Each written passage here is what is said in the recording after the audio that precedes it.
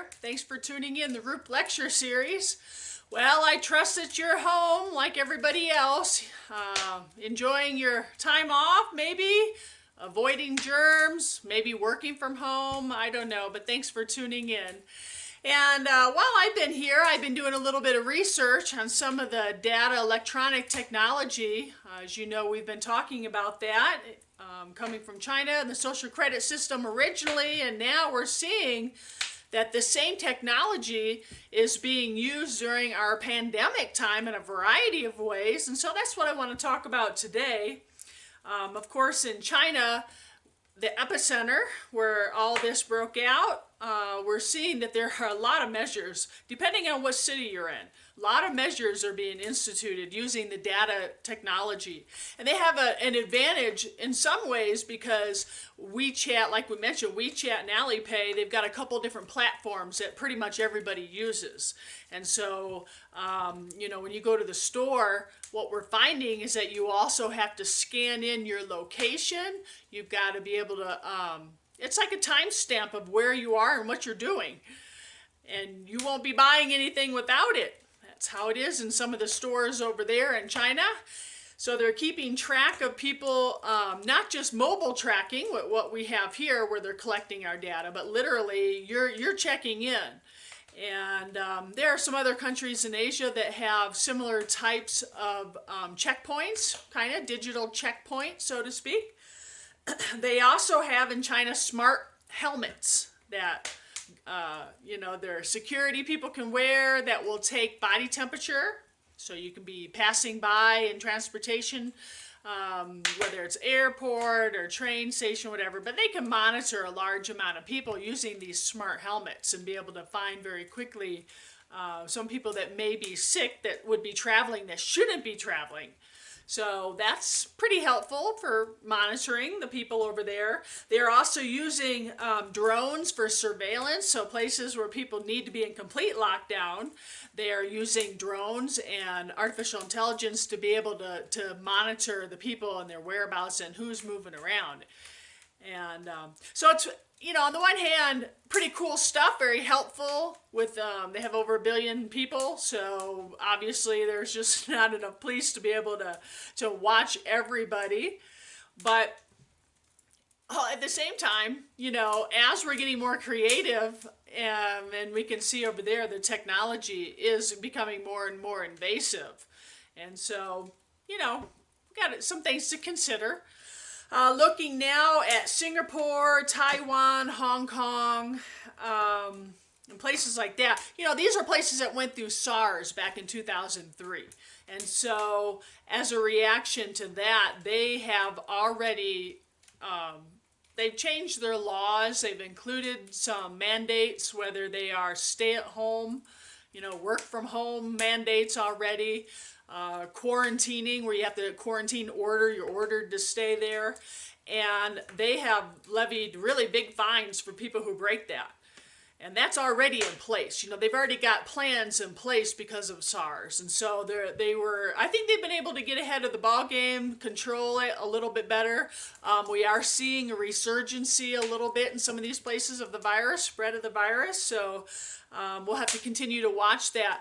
But technology speaking, they have also included geo-tracking. So one thing, geofencing, you may have heard it that way too, geofencing. In Hong Kong, for example, when you go to the airport and you are tested, you would download the application right there for the tracking, and then you're given a bracelet. And you wear this bracelet and you go home, and then once you've already downloaded the application and registered at the airport, you have the bracelet on, then you walk around your home and they can track you. And those people who are violating the digital fence around their house are going to be met with fines. You can be put in jail time. You can have a government official come to your home, right?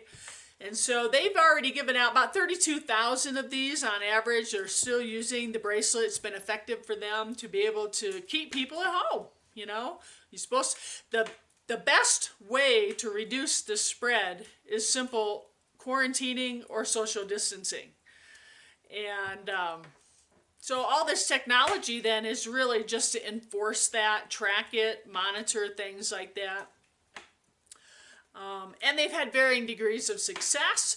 Another thing that they do in Singapore, you know, I talked to my dad the other day about people in his area that were getting sick, and his question was, well, where were they? Where did they get it? Who, you know, all these questions like that, which is practical information. Well, if you're in Singapore, that is the information that's also made public. So when you come down with the virus, where you got it, who you know, where you've been for a certain amount of time, they track all of that and make all of that information public.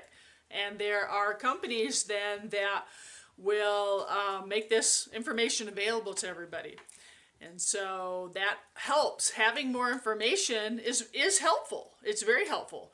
Now here in the West, on the flip side, we see that as a big invasion of privacy, which it is. And in places where there may be you might get stigmatized for having a virus, that's not very helpful either. So you can see that some of this technology is questionable, right? Well, they're using it. And these countries have had a certain amount of success with doing that, with doing these types of measures. And so we can expect that other places would begin to copy. Well, I'm reading here right now the New Indian Express, and in India they're using geofencing cards. They also put a barcode stamp on people. So they're not just concerned with maybe you don't have a phone, right? Or maybe you have 2 or 3 phones. You know, that's another issue too. How do we know that we're really tracking you? Well, they're just putting a stamp right on people. And they're having success doing that. You download the application, there again. They're able to track you and make sure that you're keeping in your quarantine and keeping socially distant, or you're not returning to work before you should. You know, lots of different ways to use the technology. Well, that may be India, but I tell you what, it's not too far from here. We've already got Bill Gates talking about an implantable vaccine. So now blending technology and medicine, vaccine might be a good idea, but an implantable? So now we can track you. We know for sure if you've already had the vaccine. We know we can monitor your health. That's something that now in the Asian countries you've got to check in. They actually send you emails and text messages, and they ask you, how's your health? How are you feeling? And you have to report in. You check in. So right now there's so many different ways to use this technology. On the one hand, it's creative. It's helpful. I mean, if you're in law enforcement, if you're in any kind of social control position to help monitor people, keep people safe, this is helpful stuff. But we have to ask ourselves at the end of the day, once all this is gone away for this time around, how do we continue? You know, what's the future of this technology with us? Because in essence, it's surveillance being justified through safety, through medicine, right, for medical reasons, but it's still surveillance. And so these are interesting issues, right? And you can see the progression of where we're headed with some of this. How healthy are you? Are you able to go to work? You know, what can we justify? And then implantables, tracking, privacy, information. Even now, we have a company here in America, Unicast, has already got a social distancing scorecard. Their company's already collecting all your phone data and they're monitoring, they're seeing what states and what areas are being compliant with the stay-at-home order, and they're giving you a grade. So we're doing many of the same things here. Yeah, you know, you just have to see, I guess on that scorecard, Wyoming is getting the worst. They have maybe lower instances of the virus, and so people are running around more. But, you know, in places like New York, it's no joke, where it's really breaking out. We're finding anywhere from upwards of 60 to 70% traffic has reduced, right? So it doesn't look like anybody's out, but, you know, just the, I guess, essential people are out running around, going to their work, getting groceries. But they say social distancing needs about 80%. So here we have a benchmark for the technology, for all of our data collection. We can begin to assess, how many people need to stay at home in order for this to be successful. What does work and what doesn't work. And all of these things will be assessed. I'm sure they're being assessed now, and they will continue to be in the future. And there's no doubt this technology is helpful. For the time being, it is. But the future, you can see some of these implications because it's surveillance being justified through health and safety of the community, of our global community. And how we will see some of this impact the airports and technology, transportation industry, one can only guess. So anyway, that's my short blog for today.